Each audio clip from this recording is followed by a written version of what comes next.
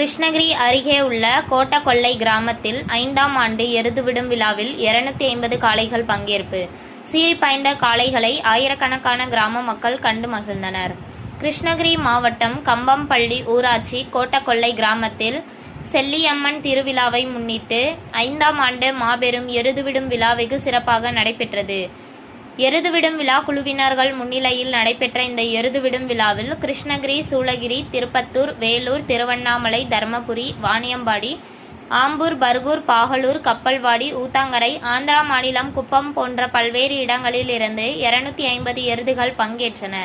தமிழக அரசின் நிபந்தனைகள் படி எருதுகளை முழு பரிசோதனை செய்யப்பட்டு இருபுறமும் தடுப்புகள் அமைத்து அதன் நடுவே எருதுகள் ஓட ஏற்பாடுகள் செய்யப்பட்டிருந்தது. பின்னர் வாடிவாசலில் இருந்து ஒவ்வொரு எருதுகளாக விடப்பட்டது.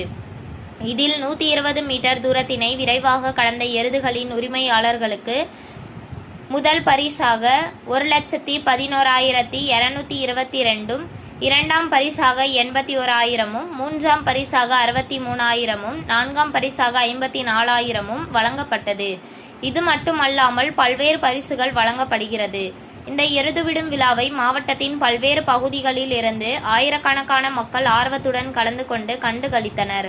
மேலும் இந்த விழாவிற்கான ஏற்பாடுகளை கோட்டக்கொல்லை பகுதியை சேர்ந்த ஊர் பொதுமக்கள் மற்றும் இளைஞர்கள் சிறப்பாக செய்திருந்தனர்.